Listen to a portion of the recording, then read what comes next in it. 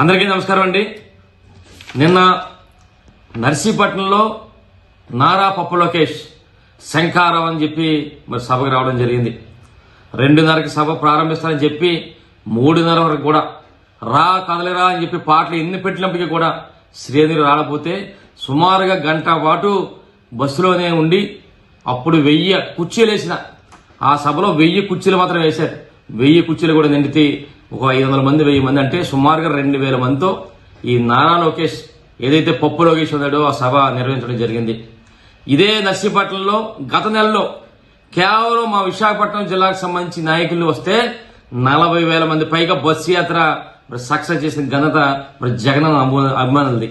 అంటే ఇలాంటి 2000 సభ పెట్టి మరి ఎన్నో విమర్శలు చేశాడు ఈ రోజు పప్పు లోకేష్. ఏమంటాడంటే ఉత్తరాంధ్ర సభ ఈయన శంకరరావు సభ అదిరిపోయిందంట, దీన్ని చూసి మరి ప్యాలెస్ లో పిల్లి వచ్చపోసుకుంటాని చెప్పి అంటాడు. మరి లోకేష్ ఎవడరా పిల్లి ఎవడ పులి నీకు తెలుసుకోసారి. ఈ రోజు రాష్ట్రంలో ఎవరైనా అడుగు పిల్లి ఎవరంటే ఈ నారా లోకేష్ అని చెప్తారు.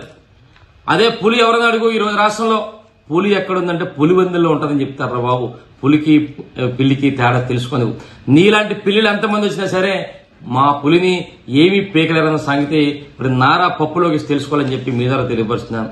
మరి నిన్న అంటాడు మరి మేము అధికారంలోకి వస్తే 3,000 రూపాయలు నిరుద్యోగ వృత్తి ఇస్తామని చెప్పి మళ్ళీ చెప్తాడు. ఆనాడు 2014లో మీ నాన్న ఈ 420 చంద్రబాబు చెప్పాడు. ఏమన్నాడు? మేము అధికారంలోకి వస్తే ప్రతి ఇంటికి కూడా ఉద్యోగం ఇస్తాం, ఉద్యోగం ఇవ్వకపోతే 2,000 రూపాయలు నిరుద్యోగులు ఇస్తామని చెప్పి మరి మాయ మాటలు చెప్పి నిరుద్యోగులు మోసం చేశాడు. ఇప్పుడు మళ్ళీ నువ్వు 2024లో వచ్చి మళ్ళీ 3,000 రూపాయలు ఇస్తామని చెప్పి నిరుద్యోగులు మోసం చేయడం చూస్తున్నావు. నిరుద్యోగులు అందరూ తెలుసు మీరు ఎలాంటి పప్పుగాళ్ళో ఎలాంటి 420 గాళ్ళో ఈ రాష్ట్ర ప్రజలందరికీ తెలిసిన సంగతి పప్పు లోకేష్ తెలుసుకోవాలి. ఇక చూస్తా అంటాడు నిన్న నా త్వరలో మేము అధికారంలోకి వస్తే జూనియర్ కాలేజ్ తెస్తానంటాడు. అసలు బుద్ధి ఉందిరా నీకు? అసలు స్క్రిప్ట్ ఎవరిచ్చాడో నాకు తెలియట్లేదా? జూనియర్ కాలేజ్ శాంక్షన్ చేసి సుమారుగా అప్పుడు 20 రోజులు అయింది. మేము అదే నా త్వరలో జూనియర్ కాలేజ్ శాంక్షన్ చేసి 4 రోజులు అయితే ఇప్పుడు మళ్ళీ అధికారంలోకి వస్తే జూనియర్ కాలేజ్ తెస్తా అంటాడు. ఈ పప్పు లోకేష్ అసలు బుద్ధి ఉందా లేదని అడుగుతున్నా. ఇంకోటి అంటాడు ఈ రోజు నర్సీపట్నం ఎమ్మెల్యే మరి ఇసుకలో కానీ లాటరేట్లు కానీ 150 కోట్లు సంపాదించాడు అంటాడు.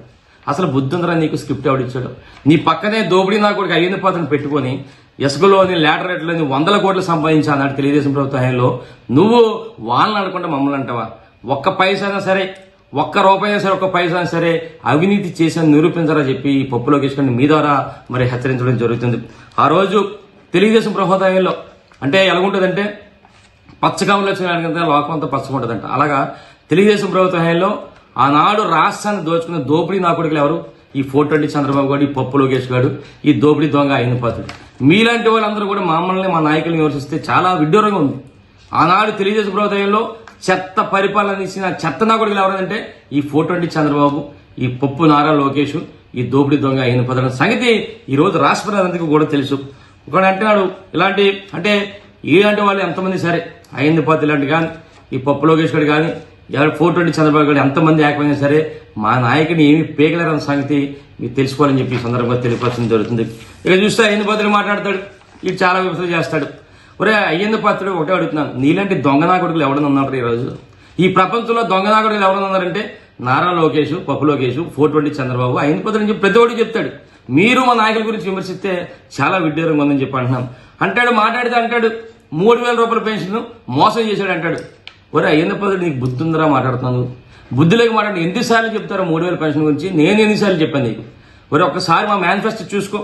మీ మేనిఫెస్టోలా కాదు, మా మేనిఫెస్టోలో పెట్టింది ఏంటంటే మేము అధికారంలో రాగానే 2,000 రూపాయలు ఉన్న పెన్షన్ ని 3,000 వరకు కూడా దఫదఫలుగా పెంచుకెళ్తామని చెప్పి మా మేనిఫెస్టోలో చూసుకోసారి.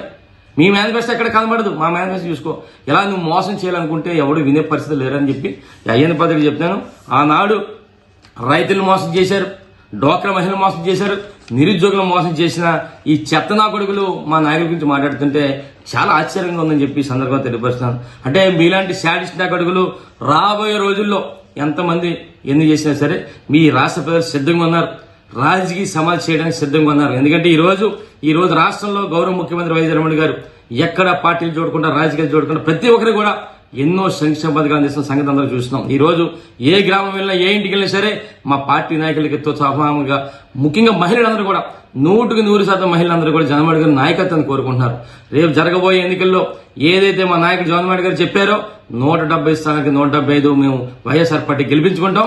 రేపు జరగబోయే ఎన్నికల్లో రాజకీయ సమాధి తెలుగుదేశం పార్టీ వారికి రాష్ట్రాలు చేస్తారని చెప్పి మీ ద్వారా తెలియపరుస్తూ నమస్కారాలు తెలుపుకుంటున్నాను. జై జగన్, జై జై జగన్, నమస్కారం.